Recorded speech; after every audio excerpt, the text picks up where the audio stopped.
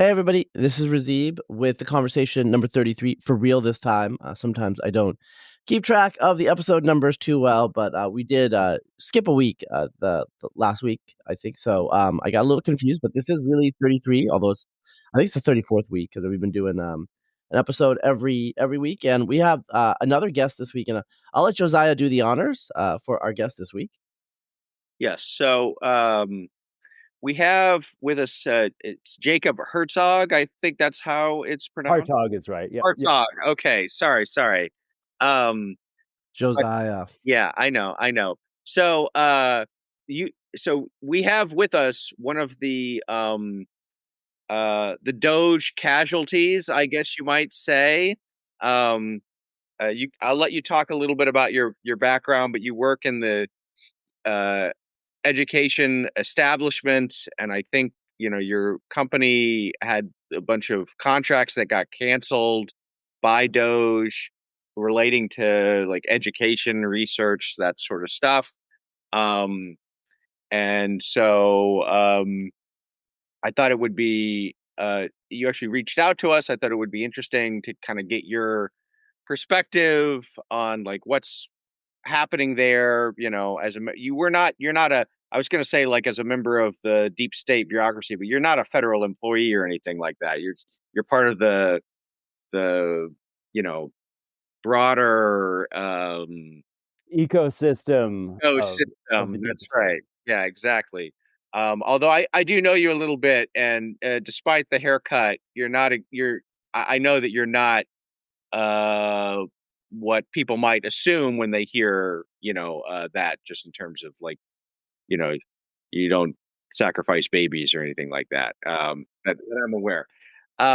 So okay, that's not a great introduction probably, but I'll let you just tell a little bit about your background and where you're at, and then we can talk a little bit about what you know Doge and Department of Education and what's going on with all the research there, and are we wasting taxpayer dollars, studying the transgendered mice or whatnot.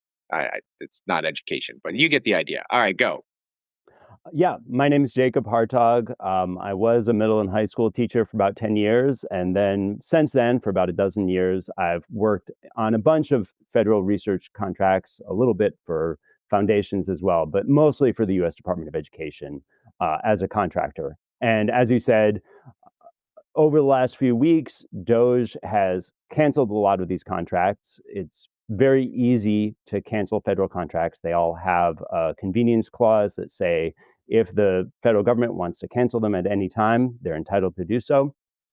So, a large percentage of the Department of Education's research contracts were canceled in early February. Um, and there's, of course, the expectation that the Department of Education itself is going to get reorganized, possibly shuttered. And as a result, my former employer, which was one of the large research contractors, and pretty much every other large research contractor that works with the Department of Ed, had layoffs last week, and I was one of those. So I've been an appreciator of Razib and Josiah over the years, and I thought it'd be good to just talk about what's going on right now in terms of education policy, and then also the big picture of what educational policy research has been, where it might be going, and so forth. Yeah. So I want to talk. Maybe before we get to like what Doge did or whatever, maybe you could talk a little bit about like what is education research and how it functions. Of course, we know there's the government funds all sorts of research, on for like medical stuff, science stuff, all sorts of things. Most of that is done through like the university system or other things like that. And but this stuff that you were doing, seems like it's a little bit different, right? In terms of what the structure was of it, but then it also like what the purpose and use of it. Um, So, like, how does that work? And what's the idea? Why is the government giving, these companies all this money to, and then like, what's some examples of the stuff that they're doing with it, good or bad? Right. So I can't talk about the sort of 60, 100-year, 150-year history of education research that's been federally funded. There's been a little bit for a very long time. But starting in the early 2000s, there were two big laws. One of those you've probably heard of. It was No Child Left Behind, which was really the reauthorization of a 1965 law and created a lot of accountability measures that states were forced to abide by, or rather, they were forced to set their own accountability guidelines and their own structure of how testing was going to work. And that law, which was under George W. Bush but was bipartisan, um, sort of increased the importance of the federal government to education broadly, even though, as people tell you accurately, states are their own boss in terms of setting curriculum, in terms of setting education policy. The federal government, in terms of its bailiwick of ability to guide policies, is pretty limited. So that was one of the laws. The other was a law which created an organization, or a part of the Department of Education, called the Institute of Education Sciences. And that has been the main funder of education research over the last 20 years or more, and has had a role in expanding kind of the types of research that was being done, and sort of moving it away from what the schools of education might have been doing independently, what academics and certainly what school systems were able to accomplish by themselves. So um, some of that is just kind of large scale data collection. So if you want to talk to every state agency and see what they're doing about tutoring, the federal government's better positioned for that, but also to randomly sample districts and randomly sample the 90,000 schools in the country and say, okay, if we want to know on average what's happening with schools, what's happening with low income schools, what's happening with middle schools versus high schools, the federal government has an easier time doing that. They also administer a representative test called the NAEP, or the National Assessment of Educational Progress, that um, preceded the Department of Education, really, but preceded the last 20 years as well, though it was expanded and taken over. And that's a way of comparing different states, because states all administer their own state assessments. You don't really know if the California test is easier than the New Jersey test, is harder than the Illinois test. And so having the NAEP allows you to compare different states, and also compare over time. So you might wonder, okay, New Jersey's scores went up. Is that just because they made the test easier this year? The NAEP is designed to be able to compare from year to year and see if there's trends. For example, there was a big drop off after school closures during COVID, that's possibly been continuing. So those kinds of broad data collection, the federal government's really good at. What was new probably in the last 20 years is both some efficacy studies that the government funded. So the government has a history of funding social policy experiments where you might randomly assign a school or to implement some kind of program. You might randomly assign students to teachers if you think one group of teachers is more effective. You might randomly assign districts to receive various kinds of grants. So there's various ways that you could use an experimental model to compare whether a program is efficacious. And so the Department of Ed both funded a good number of these over the last 20 years, but also they implemented a systematic review process. So if you look at sort of the broad sweep of education research in the country, a lot of it is maybe just fun, it's just some doctoral student at a school of education wants to find something out.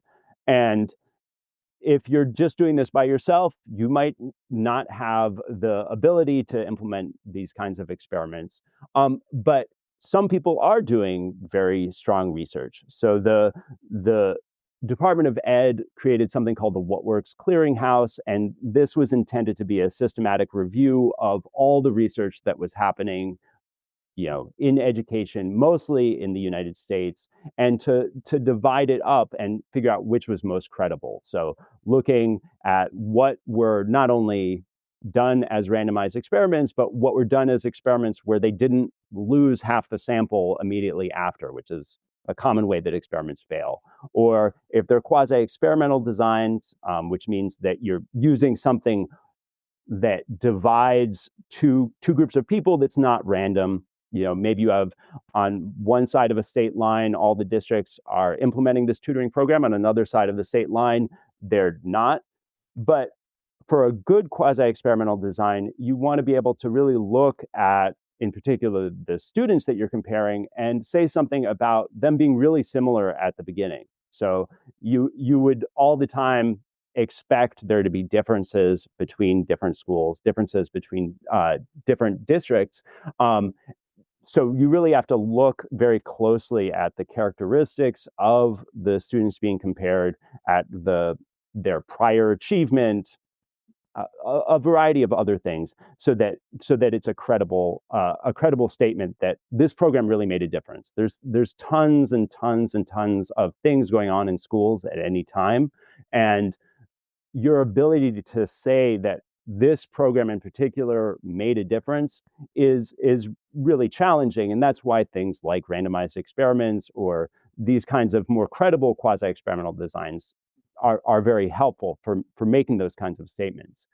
So the Department of Ed, through the Institute of Education Sciences, they funded this What Works Clearinghouse. And then from that, there was an attempt to synthesize, well, if we just look at what were credible findings from these experiments or from these studies, what can we say about what makes a difference in education? And those became things like intervention reports, practice guides, which were intended to be information for individual teachers or for schools to use in implementing programs. And then there's been some attempt to then take it one step further and have the department actually create materials that use this information.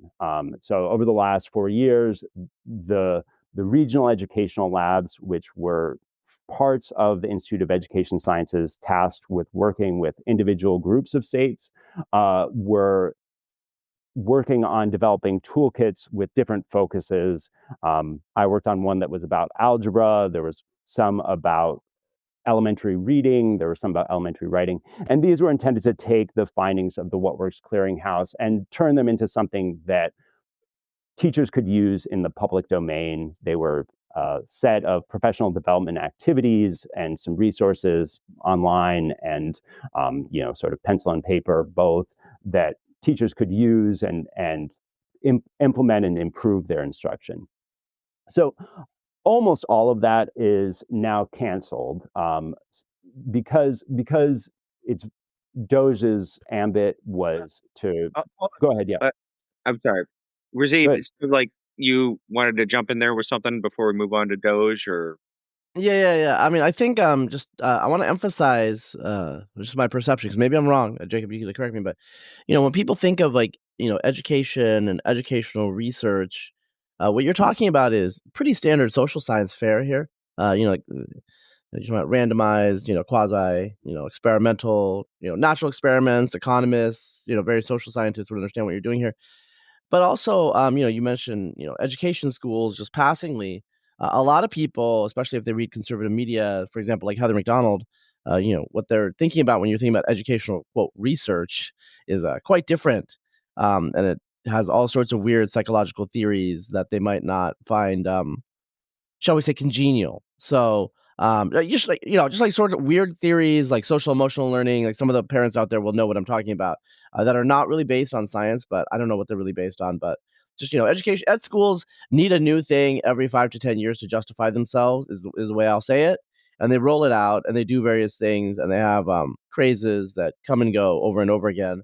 What you're talking about is a quite different quite different thing that you're talking about, when it's like you're measuring results and outcomes. You're not engaging in curriculum reform or anything like that specific, nothing proactive, right?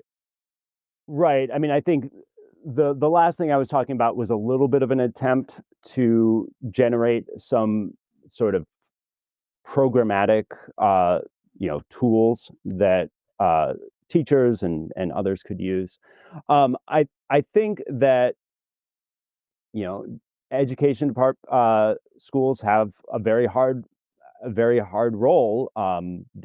There's a lot of challenges in the school system, in running a school system in a place like the United States, extremely diverse. There's a lot of poverty, and schools in general, most public schools tend to be lower income than sort of the surrounding population as a whole. So there's a lot of challenges, and education schools are looking for ways that they can claim that they're improving education, and in particular they're preparing teachers who are able to deal with all of these challenges. um, I mean, and so something like social emotional learning, it does have a very mixed track record in terms of the limited research when you look at actual interventions targeting it. But on the other hand, I think if you look at what do schools say they're interested in, what they say they're worried about, they say they're worried about their students' social and emotional health. So it's sort of like there's an issue that's probably pretty valid and widely accepted, and then interventions appear to try to address them. Whether or not there's a lot of evidence for their efficacy is pretty unknown. Yeah, yeah. Okay, I just want to clarify that. Now we can move on to Josiah. Okay, great. So that's what you did, and then Elon came in and like what? So what well, first let me just say, um, okay, so you're doing this research. It's great. You want to try and keep that high quality. One issue that I always have, with government is you can do a lot of uh research, but then the question is, well, what does government actually do with that, right? Right. So I mean, is this something where and obviously you have your own, this is like a secondhand assessment since you're not one of the policymakers, you're just providing the information or whatever, but does it seem like they actually is it like actionable stuff that they're actually acting on, or is it just like, okay, we did these random controlled trials that said, this thing works, this thing doesn't work, and then the schools just continue to do whatever. Right. I mean, I think that it's a mix, right? So the schools have their own agendas. I mean, I think no one thought that closing for a year for COVID was going to be great for schools. I mean, in fact, we had a report that in the summer of 2020 that said, you probably could keep schools open. The virus is relatively safe for kids, and we think there's these things you can do to ameliorate risk, and remote learning is going to be pretty bad. Um, and schools closed because there was a lot of a lot of factors which meant that schools closed in 2020, 2021. And that was obviously an extreme case, but the ability of schools to implement research is mixed. And I think in the specifics, there was this move towards you're gonna set certain high quality materials, and you're gonna have tiers of evidence behind them. They called it ESSA Tier 1, ESSA Tier 2 after the most recent educational law in 2015. And those are going to inform states with which curricula they adopt. This is still pretty, I mean, it's 10 years in, but whether that's really been implemented, there's movements in that direction. I would say there's another side. So as I mentioned, the IES and the Department of Ed really expanded their work in the early 2000s with this focus on what people now might call ed reform. So there's emphasis on choice, emphasis on charters, emphasis on teacher accountability.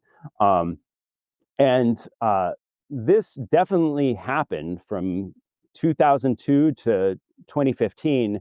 There was a big focus on expanding charters, expanding the teacher accountability system, getting longer tests that students were going to take, tests that were, in theory, more measuring actual college and career readiness. There was, even though states adopt their own state standards for instruction, there was a move towards adopting the Common Core, which was going to be across all states.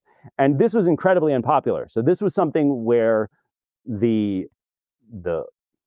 policy wonks were really in agreement. This is what we need to do. We need to increase accountability. We need to, where possible, we're going to increase choice. And we're going to have schools compete. And it was enormously unpopular by the time the tests actually were implemented. Parents hated how long they were. They looked at the Common Core curriculum and there was enormous frustration. And there was really a political backlash that had, multiple flavors. It wasn't just from the right or just from the left. It really was, people agreed they didn't like it. And we've seen a big retreat from a lot of those in the last 10 years for multiple reasons. First of all, because they were unpopular. So a lot of states sort of implemented Common Core type standards, and then they took them back a little bit.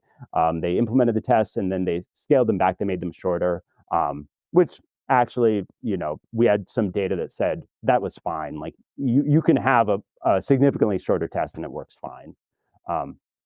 But I think, yes, there was a lot of sort of agreement between policymakers and their estimate of what the research said. I mean, they may have been overly confident about a lot of these things, but they definitely implemented. And it was sort of from George W. Bush through Obama's first term, there was a big movement and kind of agreement. I think in Obama's second term, you saw that political backlash start to play a role. I also think that teachers unions were not happy with a lot of these changes, and they're a very important factor on one side of our politics. And they personally, I was a union teacher for 10 years. I thought it was good to be a union teacher. There's a lot of benefits to that. But I think that we saw sort of a move back away from a lot of these ed reform sort of initiatives over the last 10 years, even before Trump came in. Trump, in a lot of ways, helps people, if you look at the education establishment as a whole, they may not agree on much, especially when it comes to ed reform things, but they could really agree that they were not in favor of Trump. And so in a way, he was a unifying factor on the other side.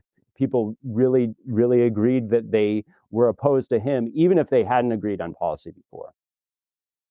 Yeah, I want to say really quickly for the listeners out there, I think most of you guys know, but teachers' unions are a massive power in a lot of Democratic politics in particular. And there are some localities where I think in parts of the South, the Democratic Party is teachers' unions and trial lawyers, literally that. Whereas, in terms of like the money people, in terms of like what's going into the campaigns and organizing it, I mean, to some extent the black churches, but, there are rural parts of the South where they're not as active.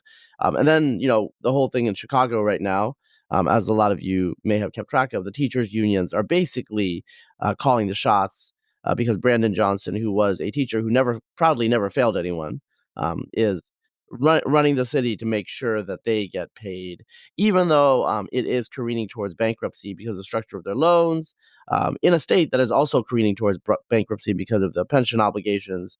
To some extent, those are teachers as well, but not exclusively, I believe. So, we have a situation where education is very important. Pretty much all American children are educated in some way, whether it's public school or private school, et cetera, et cetera. But then there's these like massive political crosswinds. So when you talk about education and educational reform, I think you got to bring up the fact that teachers unions are a massive, massive social and political force in the United States. In I believe West Virginia, teachers unions were the backbone of resistance to the Republicanization of the state. They're major political actors across this country, and there are parts of the country that are economically deprived, where aside from maybe a local hospital that employs doctors and nurses, teachers are the backbone of the middle class in terms of their salaries and the stability and whatnot. So I want to put that out there. Yeah, I mean, I think it's a great point, what you said at the end, which is you can drive through a lot of parts of the country and really see not a lot of economic activity, but the school is still there. The high school is still there. It says home of the Panthers. And that's, as you said, it's a source of middle class employment. And it's also a locus of in-person community in a time when a lot of the other focuses of in-person community are dissipating. And I should have added, so I was mostly involved in the research part of the Department of Ed. A lot of what the department does, which sort of is significant, is it sends out grants. So if you're in a low income area, you will receive a Title I grant. You'll also receive some money attached to the Individuals with Disabilities Education Act. Some of that will come from the state, some of that will come from the federal government. You'll also receive from the USDA, not from the Department of Ed, but from the Department of Agriculture, you'll receive school meals, school lunches, and school breakfasts. So all of those are pretty important transfer programs that occur towards low-income schools and indirectly towards low-income children that are facilitated through the school system. But you made the point about teachers unions having political power. That's I mean, I'm not a political scientist. I think that's accurate. There's a lot of complexity there, right? Because actually, median teacher salaries have fallen in the last 10 to 20 years, adjusted for inflation. That may be partially because population is moving to lower paid states. So you both live in Texas. If you look at where are there growing school systems, it's Texas and Florida. So you've had a move of school systems to places where there's lower average pay in general. And places like Illinois have the challenge. They have these outstanding contracts from that were negotiated a long time ago, and they may have falling enrollment. I mean, Chicago public schools definitely has falling enrollment. New York City has seen a big drop in its enrollment since 2019. So they are dealing with sort of a lower student base and to a degree a lower funding base with a lot of outstanding obligations. And that's, it's challenging for them to manage, but it's also it's expensive for cities. Yeah. Let's talk about the Department of Education, because as you mentioned, we may be getting rid of it or renaming it or moving parts of it different places. And I'm of mixed mind about this personally. On one hand, I think there's kind of two schools of thought, at least on the right of center side of things.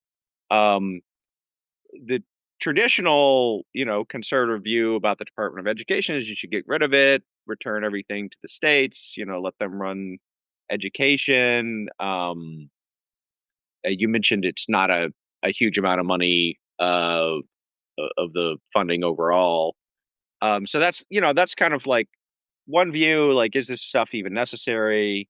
Um, but I guess there is a kind of a a newer perhaps view, which is that the Department of Education, okay, well, and part of the criticism I think of the Department of Education also is that even though it's not much money, it's been used to like advance liberal social agenda in various ways by, you know, um, you know, through the small amount of money that it does have, or other regulatory things or whatnot. And so that's bad.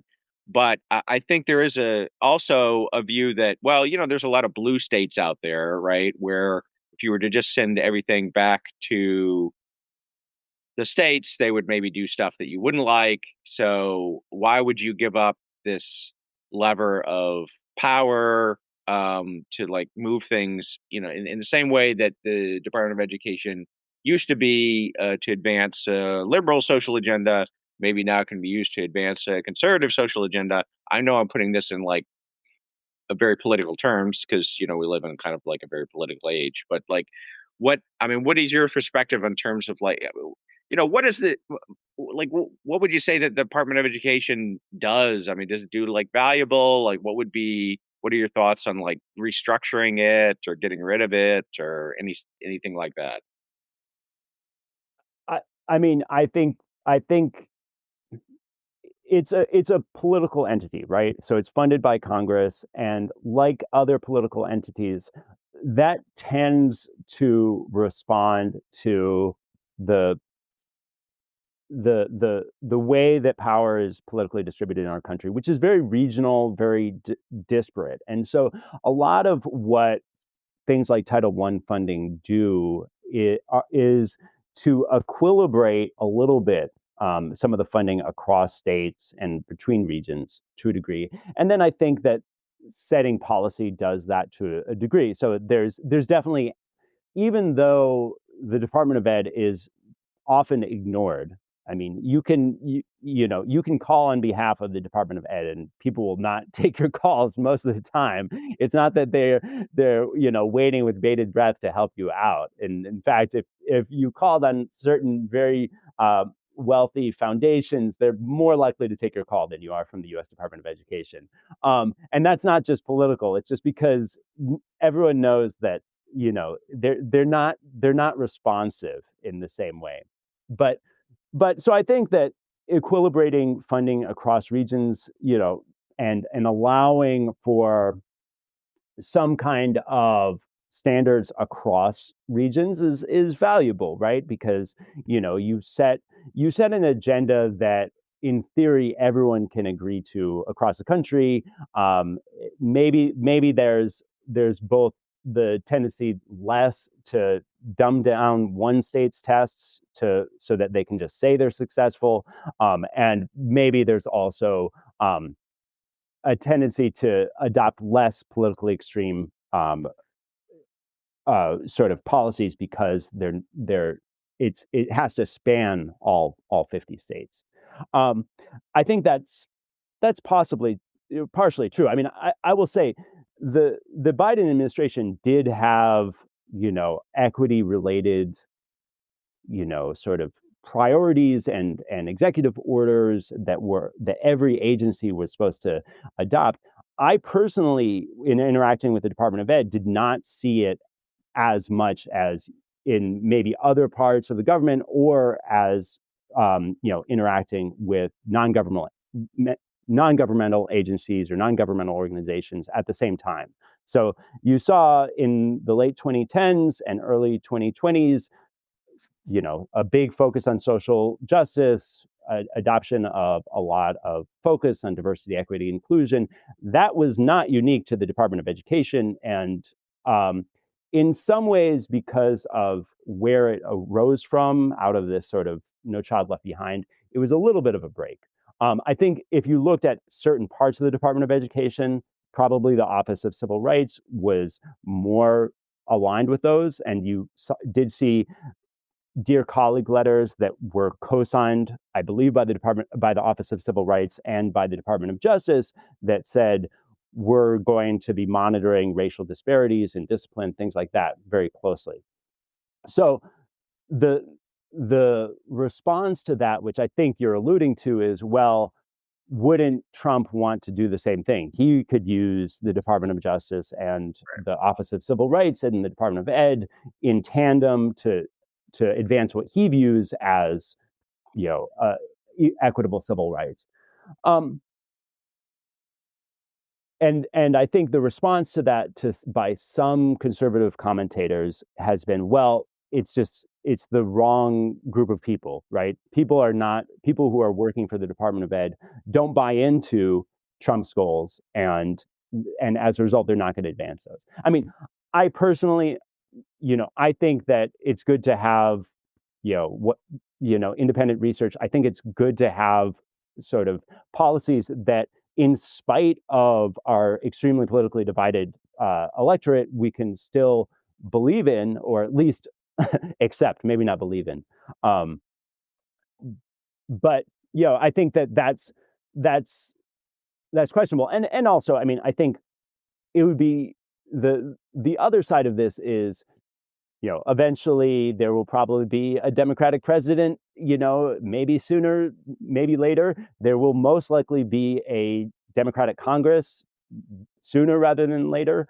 And how we manage that transition without it being a continual whiplash, is a question. Now, if we get rid of the Department of Ed, it's going to be a question, because we still have all these regulations surrounding things like Title I, and who's going to implement them. It's pretty unclear. And excuse me for my ignorance. Title I guess, is like civil rights in like K through 12 or something, or it's the so that's from there. In 1965, there was a big Great Society era law called the Elementary and Secondary Education Act that established Title I, Title II, Title IX, sort of all these titles. Title IX? I know about Title IX. I've heard of that. Right. So Title I says, logically, if there is a Title IX, there is probably a Title I. So I knew that it was out there, but I didn't know I don't know what it does. Yeah. So it's the main grant program for low-income schools. So a lot of the reason why, if you look across the country, low-income schools spend roughly the same per pupil as high-income schools, particularly within states. So it's well equilibrated within states. Across states, it's a little more complicated.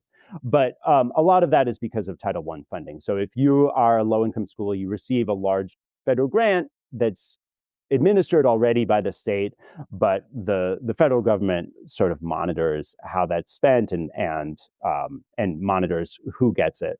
It used to be that this was a lot of the reason why free and reduced price lunch existed. So the schools had a strong incentive to collect individual data on students' economic backgrounds, because the student would be eligible for free or reduced price lunch. And then that data on the percentage of free and reduced price lunch would go into whether they received Title I money. So there was like a threshold, like if you're over 60% eligible for free or reduced price lunch, you get X amount of Title I dollars per pupil.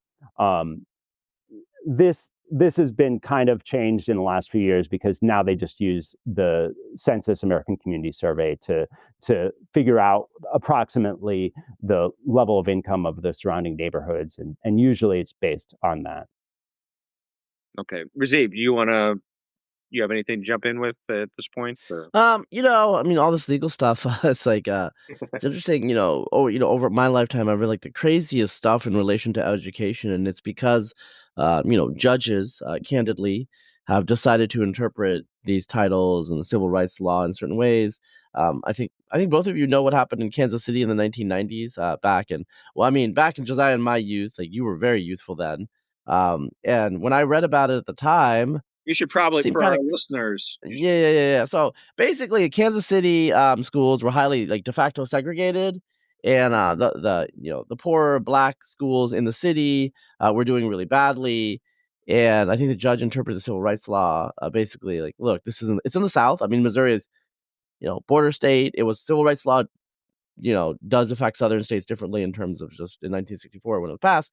And basically, the judge demanded that they just like equalize spending, increase spending in the urban areas, and like they did it for years and years. And it was like legislation by judge, I guess. I still don't know how it's constitutional. And the Kansas City school district decided to, I mean, it followed the judge's uh, basically command, the judge's ruling, and it was a total disaster in terms of like it didn't have the outcomes that they thought that they were going to have. I mean, there was a period when there were all these charter schools or something like in the city, and the test scores went up. But once the suburban kids left, you know, um, the test scores did not go up from the the black poor kids. So it didn't really have an effect. It increased taxes. It redistributed the wealth all across the school district, and eventually the judge just gave up because like, okay, whatever, um, they can't make water go uphill. And there's been a lot of these sorts of things in education over the last 50 years. I think I'm not saying that there can't be any change on the margins, and obviously, I mean, there's arguments whether phonics is really improving or not. There hasn't been that much research supposedly, but there are probably things that we can do, in the curriculum. But there's also just a lot of demands that were made by our political system and our political culture about equality that just are really hard to enforce. Just to end there, liberals in particular, but not just, I mean, it's a common intuition. The more money you spend, the better the school is, and to some extent, there are plenty of areas where you spend more money, these suburban schools, but a lot of the urban schools get a lot of money from, I think, various like, equalization attempts. Like, places like Vermont equalize, poor schools and rich schools too. It turns out that the student performance is not as strongly correlated to money spent as you would think. And famously, the New York City selective schools. I remember years ago, the Bronx High School of Science was very, very cheap to run. It turns out that it's not that expensive to teach students that are highly motivated and extremely intelligent and pre-selected for being oriented towards academics. So, the causality there is clearly backward. And, I think we know this. I think the public vaguely knows it, but people want to hope that you could just throw money at the problem and solve it. And I think like liberals, especially during the Obama era, were a little bit more careful because there's like the educational reform craze. But liberals have traditionally said, "Well, you just need to spend more money. It's inequality." And okay, we've been doing this since the 1960s, and here we are. So that's what I want to say. Yeah, I will say the most obscene graffiti I've seen in a classroom was in Stuyvesant, which was the top selective high Well, school. that's because they're creative. Well, and Right, they've got a better vocabulary, So, right. That may be. I think so. So I mean, I think one point to make is that we did see starting in the 60s and 70s these attempts both to what you might say forcibly integrate schools through things like busing, and as well as to equilibrate funding, and the end result, I don't know if it's as a result of that or just tendencies that were going already, is that we have much, even though our schooling is pretty well equilibrated in terms of funding, in terms of concentration of parent income and segregation by income between school systems and between municipalities, were higher than ever, right? So if you compare the 50s or 60s, you had a lot more economic integration, and some people would say that attempts to forcibly integrate resulted in some of the backlash that produced these sort of hierarchy of economic outcomes by school system or by municipality. I'm not sure how much the causal story goes there, but it certainly, we are in a pretty homogenized educational system by income. So to some degree by race, not really as much. It seems to be mostly by income. And there are people who say, well, that's the intervention that matters. So it's your peers. It may not be resources, but if you have peers who are middle class, it's gonna help you out. And I'm sure there's some validity to that.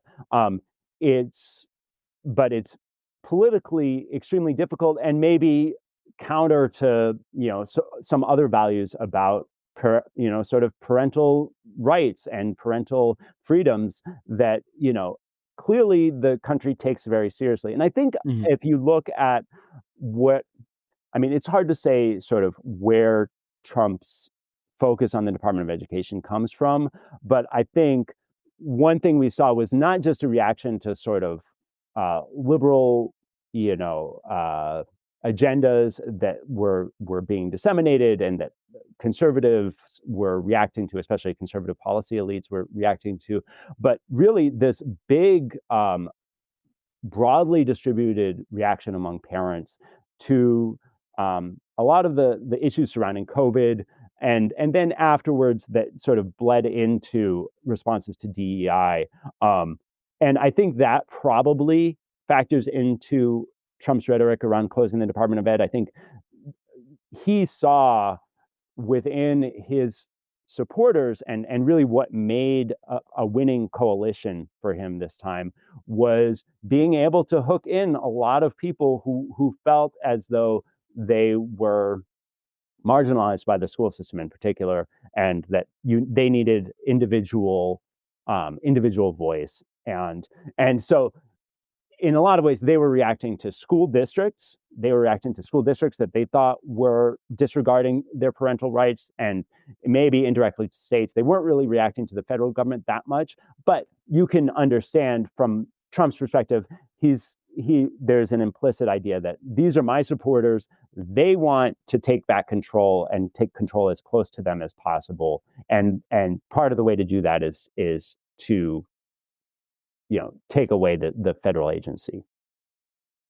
Yeah, one of the things I want to say, just is in terms of schools, and I'm a parent, and actually Josiah knows I talk about schools all the time, privately. I mean, I talk about it a little bit on social media, but I do have to be careful.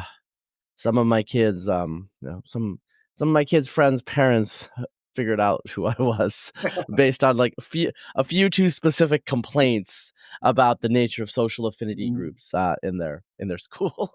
So I try to be a little bit more careful about that. But let me just say, it talks about in terms of schools, in segregation, over the last since the 1960s, white Americans, Americans in general, but white Americans in particular, they have these code words about good schools, which basically means like not too many black people, not too many black kids.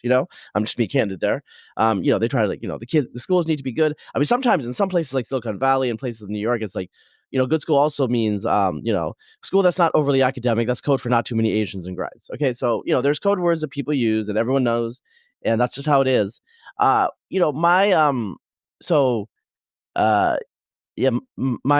ex-wife has she has older siblings, like maybe I shouldn't make whatever, but this is family history. In the 1960s or 70s, they went to the urban schools, quote unquote urban school, like in Crenshaw, in LA as white kids, and I was like, what was that like? Well, it turned out the discipline was at that period was like very strongly enforced. And so there were not as many problems you would think, because when you run a school with a lot of discipline, you can have lots of different types of kids, whether it be different races, different classes, whatever. In some places, like in the Intermontane West, there's a big gap between people who are Mormon, kids who are Mormon, and kids who are not Mormon. Like you don't know what the gaps are, right? So I think one of the things that has happened in the last couple of generations, is the collapse of discipline for various reasons in schools. And so the way that a lot of parents deal with this and the fear for their kids is like taking them and putting them in schools where all of the other parents and all of the other kids are pre-selected to be as orderly as possible. And I think this is actually a microcosm and maybe anticipating what has happened to blue cities in this country, where the collapse of order has really made it so that the cities are much less livable. And there's a lot of people who were in, say, the 2010s, the 2010s, early 2010s, were starting to move into cities. They're not going to move into the cities now. They're going to stay in the suburb because you don't want to sit next to the guy taking a piss on the subway train, who is not going to get, put in jail or, whatever, like cited in any way. Which is just kind of like a long-winded, but I'm just trying to say a lot of the problems we have in schools are due to kind of cultural, political, legal shifts that the schools just have to deal with. So, I think famously the Obama administration was really mad about disparate. They weren't mad, but I mean they were concerned about disparate impact of Black youth in schools, in particular young Black boys, in terms of discipline. Heather McDonald has reported that in places like Minnesota, the way schools responded to is just they would not suspend anybody because they couldn't. It would be difficult for them to be like, oh, we can only suspend so many white kids, so many Black kids. So just stop suspending people. And I can tell you from personal experience, as a parent, there is an issue when you have one disruptive child in the class. The teacher will not intervene and will try to make the other students just ignore that kid because intervening is, the teacher cannot physically restrain the kid. All these things. And they just hope the kid just works it out of their system while all the other kids in the school are a little, in that class are a little terrified. And also there's like a sex element here where, honestly, like, some of these boys that are held back and so they're much bigger and they're much stronger. Like I'm talking about elementary schoolers here.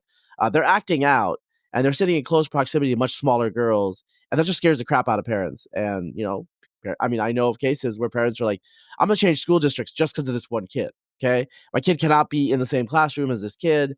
And the teachers are basically throwing their hands up, kind of saying, yes, we understand this is insane, but our hands are tied. We can't discipline him because of like this rule, that rule, or what the principal said and all these things. Anyway, just want to put that out there. Yeah. I think that makes sense. I think Max Eden had a good profile of some schools in the Bronx pretty early in the move away from suspensions, and that culminated in a boy's death. These were schools that had been fairly functional, so I think one of the positive aspects, I think ed reform made a lot of enemies, but one of the positive aspects was this emphasis on discipline in urban schools. Famously, a lot of the charter networks that were most successful had a very strong focus on discipline, but also just across the board, there was a sort of a move towards more discipline, and then a real retreat from that in the last 10 years. And I think, when I was a teacher, I was a pretty loosey-goosey teacher, and I sort of had the advantage of having other more strict teachers next door. That kind of helps you out a bit. But as you note, this is a big factor. It's a big factor in parents' choices, and sort of that creates a lot of the homogeneity of schools. Frankly, I think I'm unlikely to go work for the Rand Corporation or the Rand Institute because nobody's hiring right now. But they had RCT looking at these restorative justice, sort of relaxed discipline programs, and they showed, well, we implemented these programs and suspensions fell, and then buried in the appendices was, oh, and Black academic achievement fell. So actually there, the effect was very concentrated on Black students, and maybe because of schools being already somewhat segregated, but also just in where disruption sort of had an effect. And so I would say that a lot of these decisions have implications sort of across race and across classes, as you noticed. But I think the thing is, if we do get rid of the Department of Ed, it's very hard to know sort of who's going to set the agenda now, because it's not even really clear that the Department of Ed was the big agenda setter, or were they following the turn to DEI that was sort of created out in social media, or created out by various non-governmental organizations, and how they were interacting. And you could see different possibilities here. You could see that, Trump fires everybody, and on Tuesday, I think as of Tuesday, about half of the Department of Ed's staff were let go. Maybe they're going to all move on, and you're going to see that the rest of the education system becomes more uniformly ideological, or maybe disrupting the system just means that people return to sort of their local preferences, which will depend on where in the country you are. Let me ask you this, because for a long time, I think education reform was like a big bipartisan issue, and everybody viewed it as maybe the kind of like silver bullet of how you could solve all sorts of other social problems, whether it's like racial stuff or global competition or blah blah blah blah blah blah. And so this is like a big Republicans were in favor. It was also like a big Democrat thing, and people were kind of like maybe a little bit squishy about what did it mean. Did it mean charter schools, or did it mean no more testing, or did it mean more like discipline, accountability, or whatever? Like No Child Left Behind came out of that, but also, lots of stuff came out of it. And then it just seems like at some point, people just kind of gave up, and you don't really hear, like now, I feel like, there's just, education reform is not like to the extent anybody talks about it, it's usually kind of like a hostile or negative thing. And it's just kind of fallen off the agenda for the most part.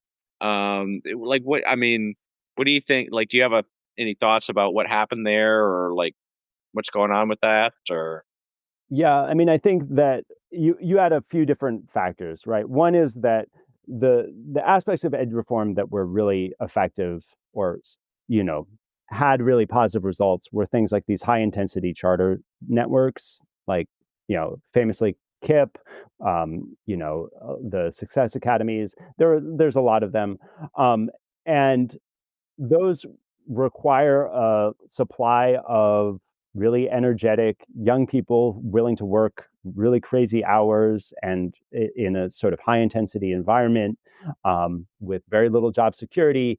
And that's a limited population. So those, I think, expanding that, finding, just the sort of human availability to staff those was very challenging after a certain point. And they ran into, other kinds of limits unto themselves. Another was the unpopularity of a lot of these measures, and people, found that, they didn't, as I said, the long tests were unpopular, Common Core was unpopular, and a lot of middle class parents as well reacted pretty strongly against these. And so you saw a big testing opt-out movement that was really mainly a middle class thing, in a lot of blue cities.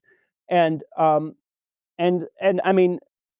think all beyond all that, even the most efficacious programs or policies had limited success. I think KIPP went from, when they compared the kids in the neighborhood who weren't selected into KIPP, it was something like 8% would go on and finish college, and the KIPP students, it was like 32%. Well, that's a big difference.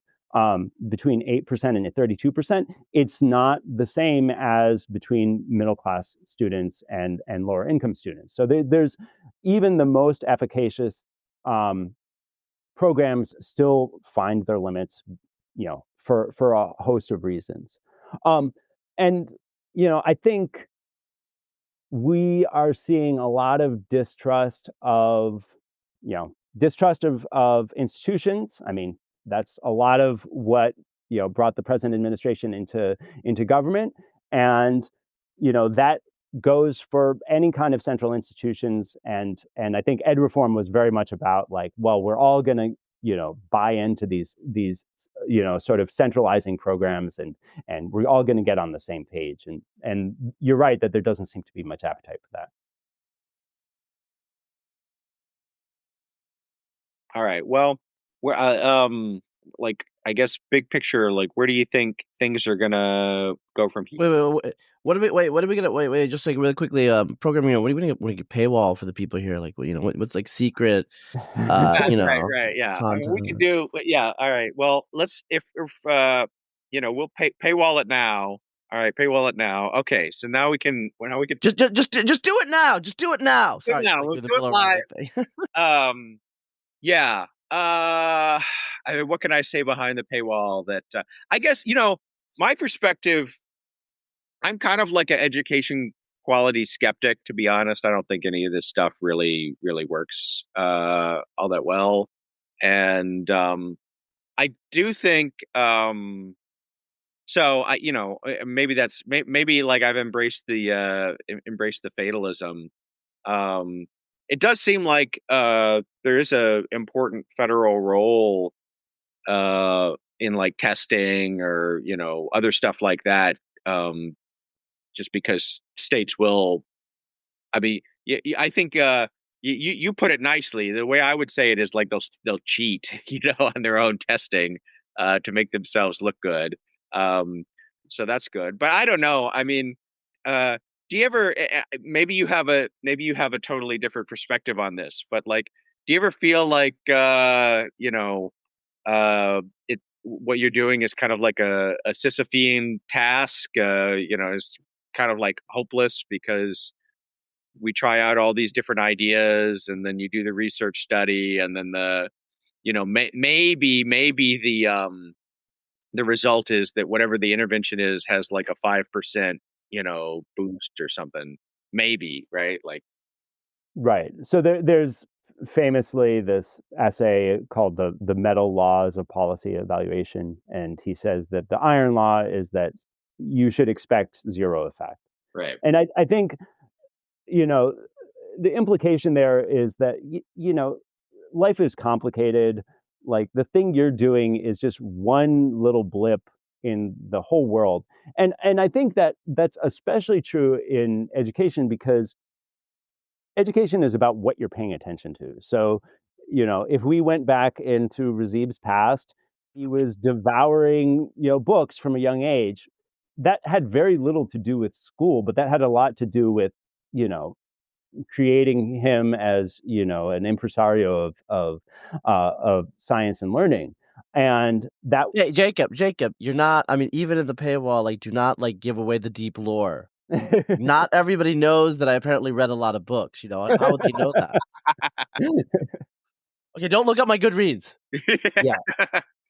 No, I mean I think all of us, roughly the same age, and we had that experience. I mean, I definitely did not have a super academic schooling as I was growing up, but they gave me a chance to go and read and hang out and play Civilization or whatever, and do all the things that I thought were interesting, and that were part of a broader culture that, as a kid I found intellectually engaging and could be sort of a part of. And I think that's true in education in general. So I think whatever you're doing in schools is part of this broader culture that is going to go into different directions. And I mean, I think when we were talking about this or setting up this interview, we talked about there was a study that came out very recently that actually, it wasn't just kids whose Yeah. scores have been falling in the last few years. Adults,